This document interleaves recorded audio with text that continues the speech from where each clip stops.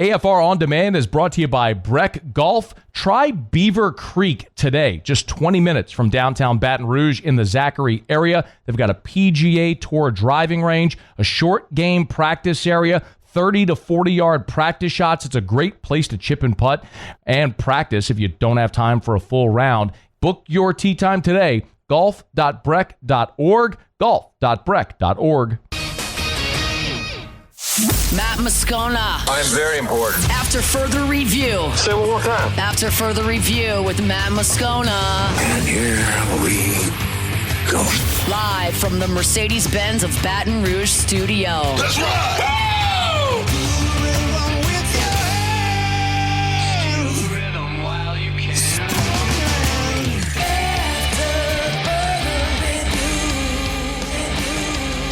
Hour 2, off we go. Welcome aboard. Glad you're with us.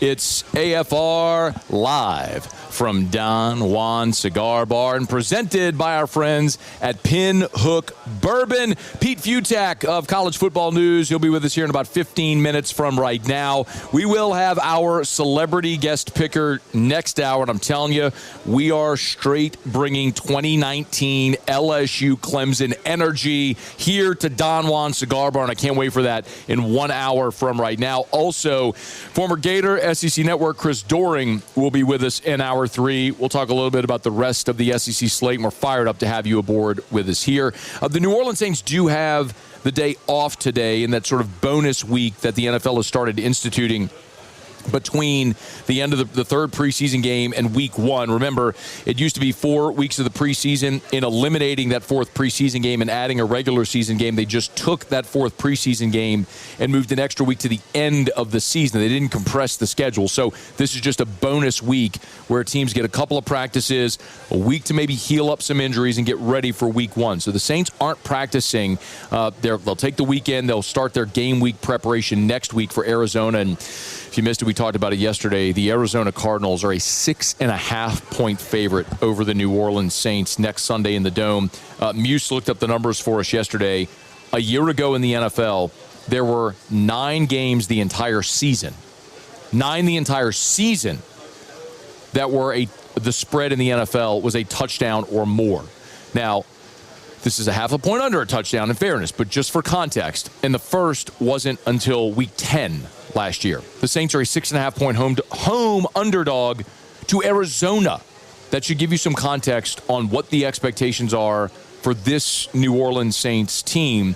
And the greatest New Orleans Saint of all time, Drew Brees, was on Sports Talk with Mike Detillier and Steve Geller on Thursday, and he's eternally optimistic. And I love that about Drew Brees, but this is also why Drew Brees could never be a legitimate analyst, because he is, God love him, he's incapable of looking at truth involving this team. Like, for example, this was Drew Brees talking about the Saints offense, and he mentions the New Orleans Saints offensive line. Give a listen. Look, offensively, we have as good an offensive line as anybody in the league. We have explosive receivers outside. We've got one of the most dynamic running backs in the league. So you'd say, really, hey, the thing you're waiting to see is how does the quarterback position perform, right? For guys that are just young and don't have a lot of experience. Muse, can I hear just the beginning of that clip again in case you missed it again? This is Drew Brees, who's going into the Pro Football Hall of Fame next year, who is the greatest New Orleans Saint of all time and in the conversation for the greatest athlete having the greatest impact in the history of Louisiana sports. This was Drew Brees talking about the New Orleans Saints? We have as good an offensive line as anybody in the league. Okay, that's all. I agree wholeheartedly that the New Orleans Saints have invested more in their offensive line than any other team in the league. You've got 4 first-round draft picks tied up in this offensive line with Cesar Ruiz, Trevor Penning, Taliesin Fuaga, and now Kelvin Banks as well, who, by the way, I am very excited about Kelvin Banks and the possibilities there. But we're talking about a guy at right guard in Cesar Ruiz, who's a former first-round draft pick, who last year in 2020, in the 2024 season, his offensive grade was a 72.6. This year in the preseason and 2 preseason games, his grade was a 48.7. Trevor Penning has been now in his 3rd year in the NFL in 3 different positions, I guess you could say, or 4th year in 4 different positions. Injured left tackle, right tackle a year ago, now left guard. The Saints did not pick up his 5th-year option, and rightfully so, because he hasn't proven he can be a quality, capable starting NFL offensive lineman. That's your left guard, so you have arguably the worst guard tandem in the NFL. I do like your young tackles very, very much. I think Fuaga and Kelvin Banks could ultimately be very good players, and Eric McCoy, when healthy, is among the top centers in the NFL. He certainly, I would say, he's in the top 10 among the starting centers in the NFL. But last year, he played, it was just a real challenge for Eric McCoy a year ago to stay on the field. And so what do you make of that with a guy that didn't play much for you a year ago? I mean, we could pick apart the rest of the Saints team, but you could start right there when you look at this offensive line, which has so much invested in it that I don't think anybody would look at Ruiz as a quality starting offensive lineman. He's probably the lowest rated starter among offensive guards in the NFL. And then Penning, if he's healthy, coming off the toe injury, is trying to work his way back to it. Listen, you can take my word, my opinion for it. For whatever it's worth, ESPN did their position rankings. They went through and looked at every position and ranked every position group 1 to 32 in the NFL heading into this year. And the New Orleans Saints offensive line, they don't have it as the worst, but they have it 22nd out of 32. So they're ranking the New Orleans Saints offensive line as a unit 10 from the bottom, in the bottom half of the league. I mean, Brees says that they're as good as anybody. Really? When you look at the Eagles with Jordan Mailata and Lane Johnson, we're going to sit here and compare that? I mean, I'm not just trying to sit here every day and dogpile on this team. I'm just trying to hammer into people's brains before they tee it up and kick it off and play it for real what the reality is going to be for this team. And I'm telling you straight up, when we start talking about games, you are going to hear my tone change from overtly critical to what are the positives that we're trying to glean from what's going to be an ugly season. Because what I am hopeful for, and I'll repeat this again, I am not expecting this team to win a lot of games. I think they are a 5-win team at best, and I may have to recalibrate that considering the Saints are going to be a touchdown dog at home against Arizona. But what I am wanting to see is Kelvin Banks prove he can be your franchise left tackle. I'm wanting to see Brian Brzee assert himself now in his 3rd season as a true, legitimate impact interior defensive lineman. I'm wanting to see that Kool-Aid McKinstry proves he's ready to be a starting NFL corner on the boundary. Do you have young safety talent with Jordan Howden, Jonas Senker? Can those guys be that? What about Quincy Riley? Is Danny Stutzman ready to prove that he's the heir apparent to DeMario Davis? Stutzman looked great in the preseason, but when you play him for real and for keeps in the regular season, it's a different speed. How does that translate? Those are the types of things I'm excited. Are we finally ready to see Kendre Miller prove he could be an impact guy on Sundays? Those are the things that I'm going to be looking for come September 7th when they play Arizona. Not wins and losses. But that's the thing that I am trying right now. I'm trying to stress for everyone that listens to the show on any given day is to understand what should be a realistic expectation. Like, it is great to wrap yourself in black and gold and shout "Who dat" and be excited about a season coming and all this stuff, but you got to be realistic. Because what I don't want to hear is this team goes on a 6-game losing streak, fire Kellen Moore, the quarterbacks suck, they draft her. Like, they're going to be bad. It's where they have reset the franchise. You've got 2 young tackles. You're going to have a quarterback that's never won a game, a rookie head coach, an aging defense, and a whole bunch of young players that are trying to get experience. And I'm excited about those young players trying to get experience. but you got to be realistic about what they are. And what they are as a team, they ain't going to win very much. We're brought to you by Evermore, EVAMOR, Evermore.com, Evermore.com. Drink Evermore, y'all. We're on location here at Don Juan Cigar Bar, and I got my Evermore right here with us. You better believe it. Take it everywhere I go. I drink a couple of those a day. Those are the big 64-ounce bottles. Drink 2 of those a day, 128 ounces of water. I'm telling you, you'll feel awesome. Keep your body hydrated with a natural product, natural artesian water from Evermore, EVAMOR, Evermore.com. That's EVAMOR, Evermore.com. Pick it up at local retailers. Order it online. If they don't have it at your favorite local retailer, ask the manager why not. It's Evermore, EVAMOR, Evermore.com. Okay, y'all, it is After Further Review. We're here at Don Juan Cigar Bar, presented by Pinhook Bourbon. I love Pinhook Bourbon. I have talked about Pinhook for years now. I've drank Pinhook probably since 2018 is when I was introduced to Pinhook. Their core 3 offerings are the bourbon, the rye, and the cask strength bourbon. The stories behind it are great. They are master blenders. Their master blender, as a matter of fact, lives in New Orleans, which is another really cool thing there. The horses on the labels are sketches of actual horses, which is really cool. I mean, you could end up drinking a whiskey with a horse on the label that's running in the Kentucky Derby, because they pick the 2 top horses in their stables each year as they go along. So there's a cool story associated with it, and the juice is exquisite. It's Pinhook. Ask for it at your great local retailers or watering holes, or come by Don Juan Cigar Bar here today. They've got them open. They're pouring samples and making craft cocktails as well. It's Pinhook Bourbon sponsoring our shows here today at Don Juan Cigar Bar. Pinhookbourbon.com, and follow them on social. Okay, let me knock out a quick break. We talked plenty about LSU Clemson already. Want to look at the national landscape here in week 1. Our buddy Pete Fiutak from College Football News will be here to talk about the biggest games outside of the SEC. And Chris Doring will be here in hour 3 to talk some of the biggest games in the league. We'll get to that as we continue here on AFR. AFR.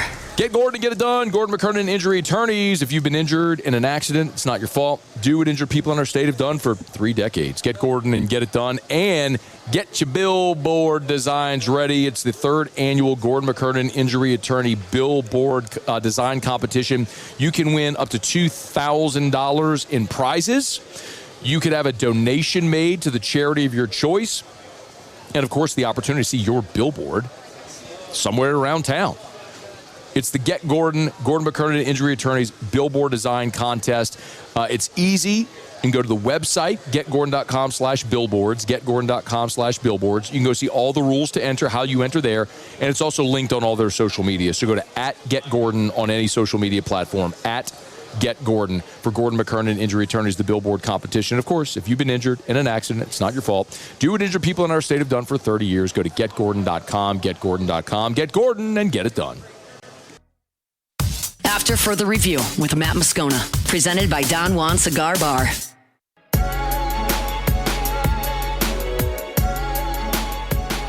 You know, when he left Notre Dame, that was a big freaking deal. And he kind of made some comments, you know, he couldn't get the players and he couldn't win the games at Notre Dame like he could at LSU. And, you know, he kind of felt like he's right. LSU, last 3 head coaches, all won national championships. It's year 4. Notre Dame just played for a national title last year. I think the pressure is only even higher. Not pressure in that he could lose his job, but pressure in that he needs to perform and needs to step up. And he's even talked about it, how much they've put on this opener.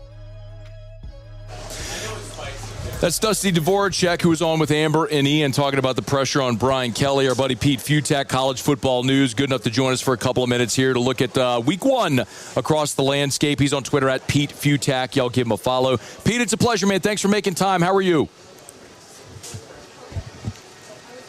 Oh, we need to call Pete. All right, we'll call Pete. Do you have the number? Okay. That is a fumble on our behalf. We had to call Pete here on site. Didn't do it.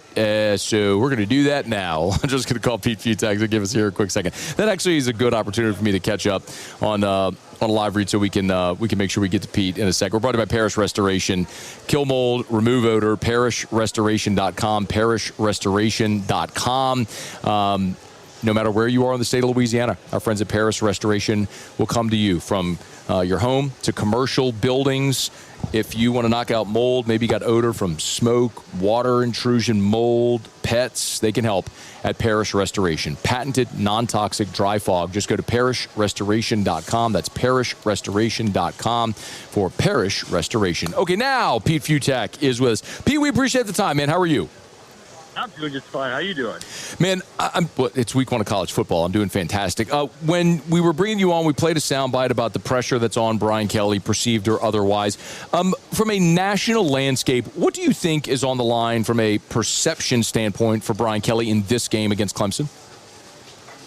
A lot. I mean, he's a great football coach. I'm not the biggest fan of him, but, I think is underappreciated just how good he is at this football coaching thing. I mean, he's still the all-time winningest Notre Dame head coach. Again, everybody at Notre Dame lets the thunder dunk on him whenever something bad happens. He's been very, very good at LSU, but obviously not being able to get into the college football playoffs yet and not playing and winning SEC championships is not exactly why you got him there.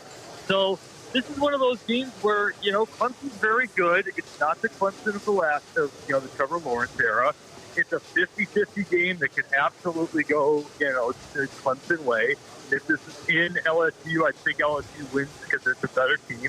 But, yeah, it would do a huge, huge good for him to finally get LSU to win a season opener again for the first time in a while. Did you say you think LSU has the better team than Clemson?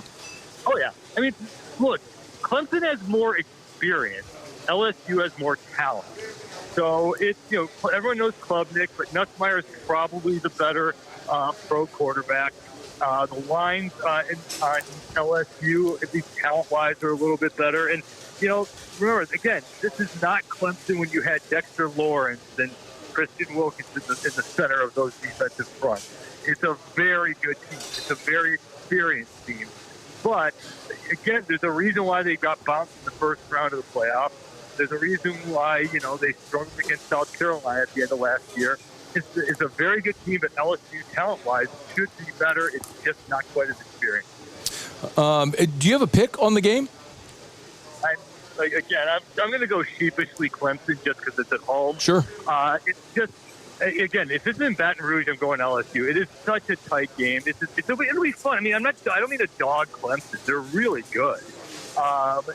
But this is just, if week 1, you want the more experience, it's probably going to be a little more helpful because it does take a little more time. It would be really nice if LSU had a warm-up game before this. Yes. But I'm very, 51-49% going Clemson on this. Yeah, I think you and I are probably on the same wavelength right now. Even if this was week 3, week 5, I might feel differently about it. But it's just such a tough ask out the chute. Same for Texas and Ohio State, a rematch of the national semifinal a year ago. We know the quarterbacks are different. What else is different, Pete, that's consequential from the game we saw in January? Oh, the defensive line for Ohio State. And just, look, it's Ohio State. You're replacing 5-star NFL guys with future 5-star NFL guys. But you lose Jim Knowles, the defensive coordinator, to Penn State. And there's a reason why Ohio State was – I'm not that point. It was not that hard to see that Ohio State was going to win the national championship from last February. They had everyone back. They were all this NFL talent. When they get their mindset, they turn into a different animal of a team. And now you got all these young guys who are just starting out. They got a couple guys in the mix up front there who get their turn. Again, it's Ohio State. You're not going to have a drop-off in talent level. But really, it's that Ohio State defense being way different than it was before. And like you alluded to, you have the quarterback. Look, everyone, Arch Manning is the presumptive #1 overall draft pick. Quinn Ewers is really good. Yeah. I mean, he never got enough love and credit because he's not Arch. But he's the one who did the heavy lifting last season. Arch got the start against Texas San Antonio and Louisiana Monroe. And, boy, Ohio State, this goes for Notre Dame, the CJ Carr. It goes for Georgia to a certain extent. It goes for several big-name teams this year. Ohio State better be right on doing things because all these top programs could have had Carson back. They could have had Nico Yamayama. They could have had any transfer they want. but their internal scouting is saying that our guy is going to be better than any of those transfers out there. So Stan had better be good. Ty Simpson had better be the real deal for Bama, and Carr better light up. But in this game, that's gonna be everyone's gonna be focusing on Arch, but really, it's Julian Saint has got to come through and be good. I know you mentioned Carr as well there. That's another one I wanted to ask you about. Pete Fiutak is with us. That Notre Dame-Miami game is fascinating because it does feature two transfer quarterbacks, right? Pete, it's a different era where there's different ways to go about doing this, and those are two programs that continue to lean on transfer quarterbacks. So, I guess the 10,000-foot view is, what do you think of Notre Dame going to Miami? It's a top 10 matchup, but again, there's so much new there that I'm not sure what to make of either of these teams. Yeah, I could be wrong. I think Carr's homegrown. I think he's a Notre Dame guy, but he might have transferred, but he's never started before. But obviously Carson Beck is experienced, and I can't wait to see him because I think it's been one of the most underappreciated aspects of this offseason when you don't have the superstar quarterbacks return. You have Klubnik, who's fine. You have Drew Aller, who's fine. But remember, going into last year, there were a lot of people out there who had Carson Beck as the possible number one overall draft pick coming off a fantastic season in 2023. Now he's got a better receiving core than he had last year at Georgia. There's no Brock Bowers there, but they do have great tight ends in Miami. And if Beck can kind of regain that might be that difference where if he lights up Notre Dame, which I don't think he will, the Notre Dame defense is great, but if he has a really good game, they pull off the win, national narrative is going to be like, oh, yeah, that guy. And, again, you better be right, Marcus Freeman. He's on the circuit, doing all the Today Show stuff. He's the new superstar. He's an awesome guy, awesome head coach. He's everything we want in college coach. But talent evaluation, he's got to nail this one, or else if Beck lights him up and Carr is just okay, everyone's going to be like, wait a minute, you could have had Carson Beck. He chose to do this. So, real fun game. Real interesting to see how this one's going to shake out. Yeah, man, especially, the last 2 years with Sam Hartman, Riley Leonard, the success seemingly they had with transfers than to go the route they did. Pete Fiutak's with us for a couple more minutes, college football news. Hey, Pete, there's a handful of like really, really tasty matchups in opening weekend, and then there's a lot of just teams easing into their schedule. Is there a game off the beaten path that for whatever reason you're curious how it plays out? Yeah, I'm trying to think off the top of my head of all the big ones. We're going to kind of lose sight a little bit of South Carolina, Virginia Tech, because it's going to come right before the Notre Dame game.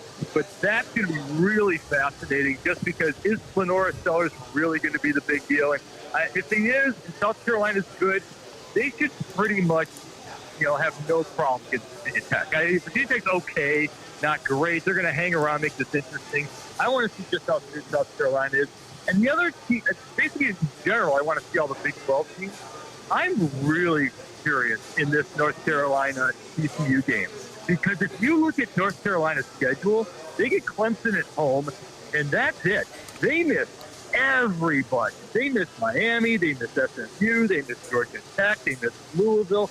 They miss everybody else. They miss Notre Dame and that sort of deal that they have. They miss everybody else from the ACC.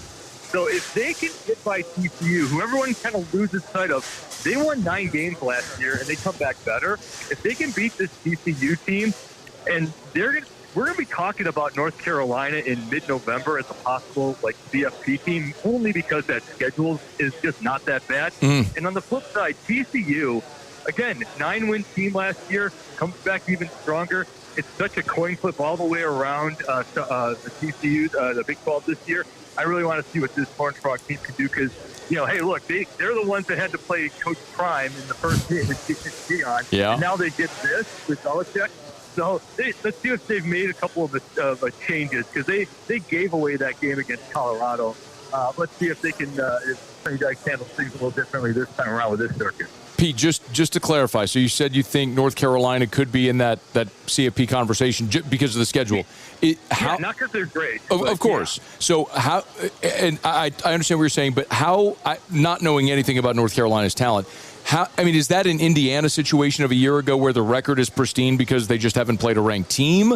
Or do you think they might actually be able to develop into a good team that can be nationally competitive? Yeah, I'll actually push back. Indiana played a pretty good. Everyone forgets that Indiana played the two teams that played in the national championship the year before. And they did beat Michigan. They did beat Washington. They thunder dunked on Nebraska.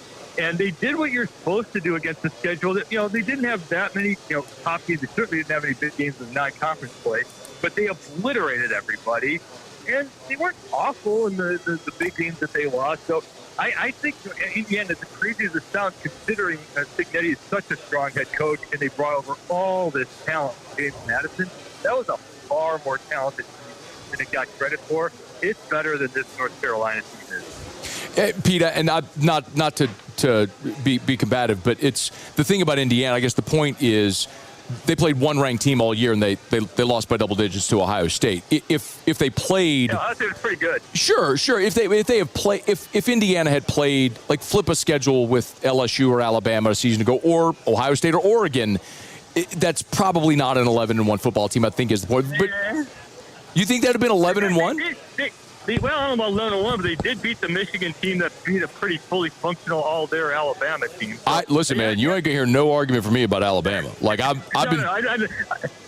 mean to miss the Indiana here. You're right. I mean, but that goes for everybody. I mean, you look across, like, look at this year.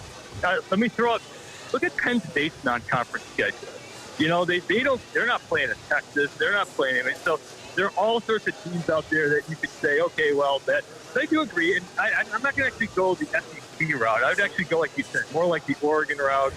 The SEC last year was not nearly as good. I mean, they lost a lot of non-conference games. I'm not going to just assume that last year. But, there are teams like that. That's the new world. I mean, the new world, we have 18 Big Ten teams, so many SEC teams. It really is about who you play and who you don't play. Like SMU last year, they missed Miami and Clemson in the regular season. It's unfortunate, and that's why I hope that, to your point, that the College Football Playoff Committee really does adhere to the new guidelines that they're setting, which they kind of did before, but they always fell back on the schedule and the win. Because let's take it, for example, if Texas loses to Ohio State, they could absolutely lose at Georgia late in the season. And then if they lose like a good fight against a stronger Oklahoma team and go 9-3, well, the College Football Playoff era, no team that had fewer than 10 regular season wins would have made a 12-team playoff unless they won their conference championship. So, like, you're going to say, okay, 9-3 Texas, you lost at Ohio State, at Georgia, and by a field goal to Oklahoma, but we're going to put in this 10-win or 11-win team, like you said, that did not play a schedule, maybe like it as it turned out in Indiana or in SMU. Yeah. I hope they do kind of do a little more critical thinking than that. But last year, again, I didn't have a problem with Indiana last year. I had more of a problem with SMU and the way they did it with Boise State getting a 3 seed. They seem to fix that glitch a little bit. Hope so. Look, man. I'll see it. I'll see it when I believe it. I'm a doubting Thomas on the committee. History has proven they will find the path of least resistance, and that's just whoever has the best record, because then you don't have to have difficult conversations like 9-3 Alabama, 9-3 South Carolina, 9-3 Ole Miss, all thinking that they're worthy, and then there's 11-1 Indiana, put them in. Unfortunately, if they did this right, and I am with you, they shouldn't have even been able to watch the college football playoff. Unfortunately, if they did that right, the way that they select teams, Alabama should have been in and SMU should have been out. We could make we could have so many conversations about it. The best way to do it is like, let's just have a big old expanded playoff. And I know I feel like I'm on an island in that, man, but hopefully we continue trending that way. But tomorrow is the first gigantic step toward it. Make sure you're reading about it over at collegefootballnews.com. Collegefootballnews.com. He is Pete Fiutak. Get him on Twitter as well, at Pete Fiutak. Pete, I always enjoy the convos, man. Hopefully we get to do this many more times during the season. Hey, go Tigers, Bayou version. I was about to say, man, that's a cop-out right there, just saying go Tigers. But he clarified. We appreciate it, man. That's Pete Fiutak. All right, it's After Further Review. Great stuff. Me, Chris Marler on site. Muse and Paulie will do What to Watch when we come back. Stay with us here. It's AFR. After Further Review. AFR is brought to you by Action Industries, proud partner of LSU Athletics. As they often say, innovation in action. ActionIndinc.com. That's the website. ActionIndinc.com for Action Industries Incorporated. Our friends over at Action Industries, for 43 years, they have served the petrochemical refinery markets here in South Louisiana. Of course, we know what that industry means for our state's economy. And Action Industries, I love that they know who they are. Listen, there are some amazing mega contractors that do these $200 million jobs. That's not Action Industries. If you've hired that mega contractor to do your 100-person job and feel like you're not getting their best, that's where you need to find Action Industries, because that is their sweet spot. You get all of their best people. They can even supplement your mega project. So learn more online about Action Industries and the Advanced Turnaround Group. It's Action Industries, innovation in action. After Further Review with Matt Moscona, presented by Don Juan Cigar Bar.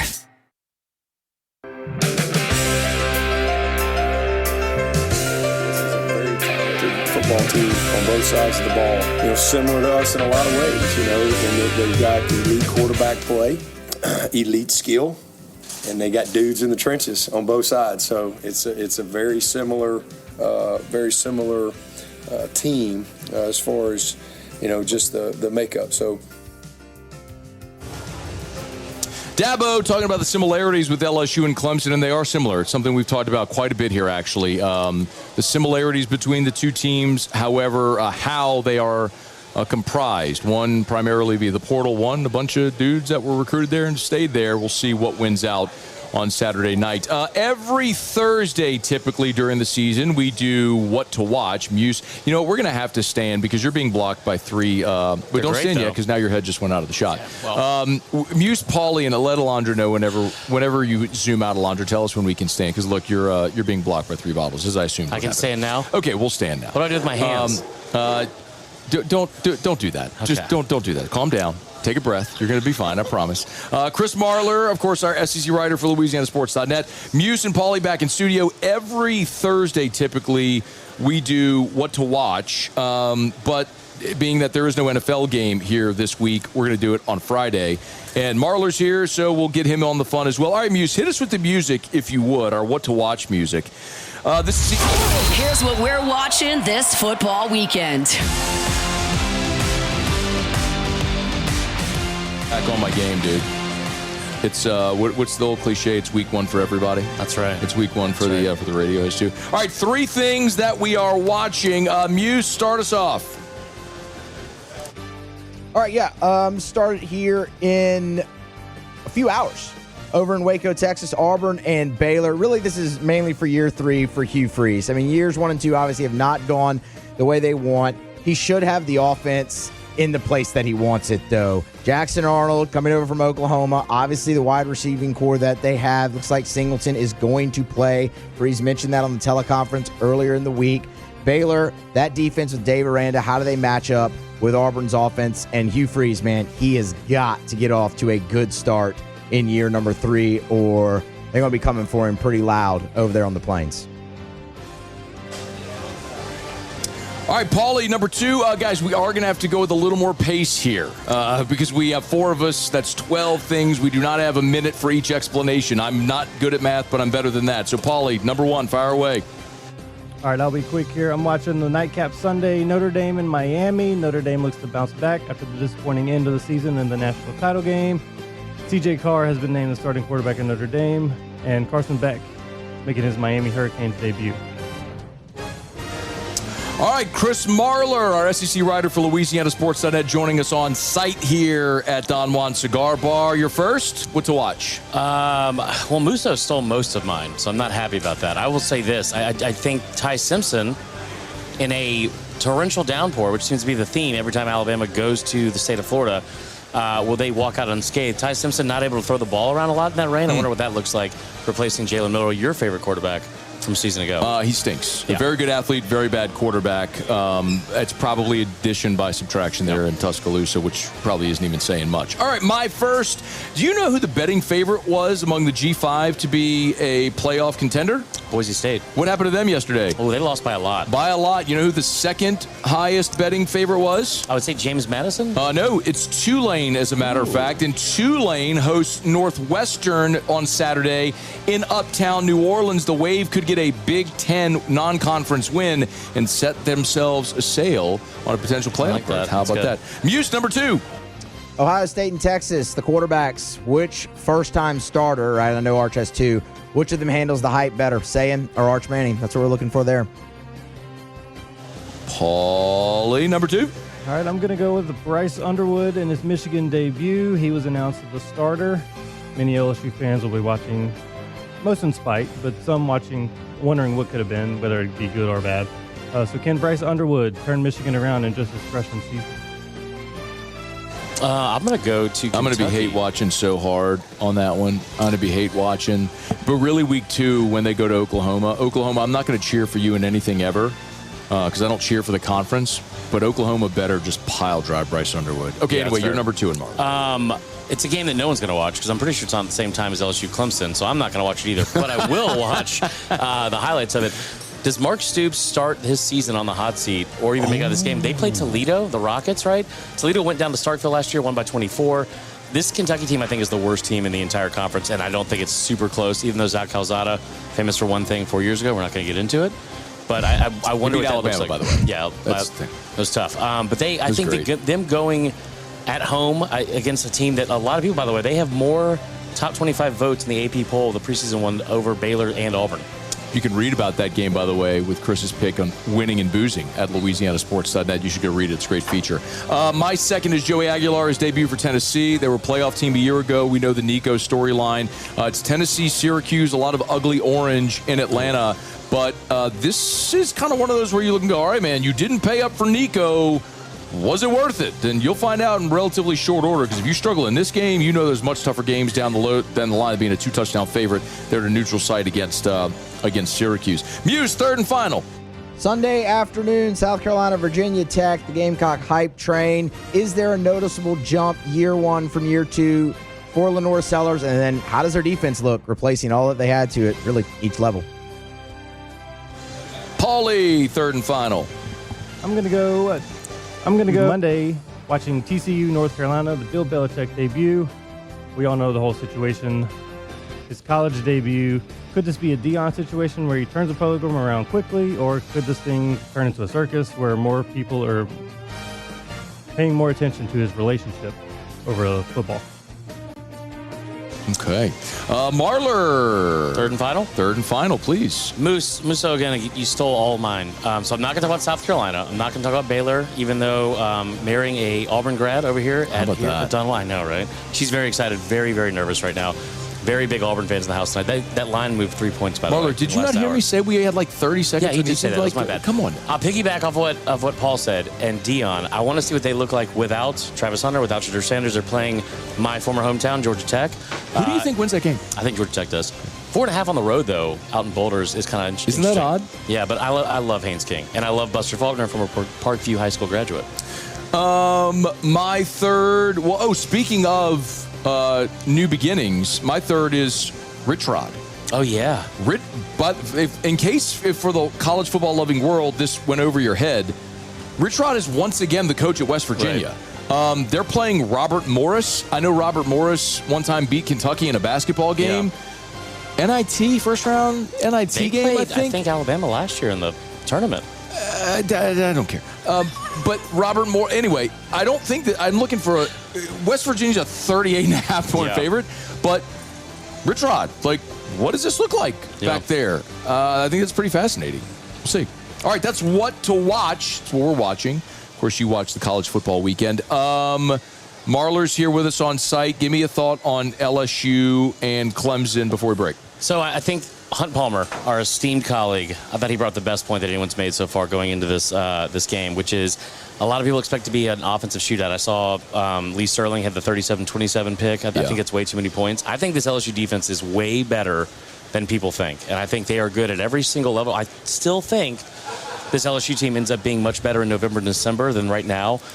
Where does it take the longest to gel? That's the offensive line. So I think it's a close loss, but I think it's also a really, really good game. It's a defensive low-scoring game. Everybody come to Don Juan and heckle Chris Marler in person. He just moved here, and he just picked Clemson to beat LSU. For LSU. It's okay, man. I promise. It's going to be fine. Anyway, we're here at Don Juan Cigar Bar. You hanging out for a bit? Yeah. Okay, fantastic. Y'all come on by. Don Juan in Town Center. Great spot. Have a cigar. Grab you a Pinhook bourbon. They're pouring samples behind me. They've got craft cocktails as well. So come by, hang out here at Don Juan Cigar Bar. We're taking you all the way until 6 o'clock tonight. We got our celebrity guest picker in 15 minutes. Right now, we're bringing some 2019 LSU vibes in here. He's sitting at the bar in an LSU shirt. Okay. That guy. Okay. I can't wait for this, too. It's going to be so good, I promise. I almost wear the same shirt. It's going to be so good, I promise. All right, we'll knock out a quick break, come back. Musso New Tigers and the Pros to wrap up hour number 2. Stay here. It's AFR presented by Pinhook Bourbon from Don Juan Cigar Bar. After further review. Got to take 60 seconds to remind you about Clegg's Nursery with 4 locations in the greater Baton Rouge area, Segan Air Airline, LA 16, and Denham Mid-City on Don Moore, and the Garden Center on Greenwell Springs. I tell you every day to buy local and shop local. The weekend is here. You're going to be binging on football, and I don't blame you at all. But if you want to check off those honeydews on Saturday before LSU plays, get on by Clegg's Nursery because they got everything you need. Everything you need at Clegg's Nursery. Yes. If you want to go plant that vegetable garden, they got that. They have all your gardening tools as well, mulch, soil, bag, bulk. But they also got things like contractor bags and floodlights and a lot of things that you find at your hardware store you'll also find at Clegg's Nursery. So support great local retailers that have supported our community for 6 decades. It's Clegg's Nursery. Get by any of the 4 locations in the greater Baton Rouge area. Buy local, shop local. Tell them Matt sent you in to Clegg's Nursery. After further review with Matt Moscona, presented by Don Juan Cigar Bar.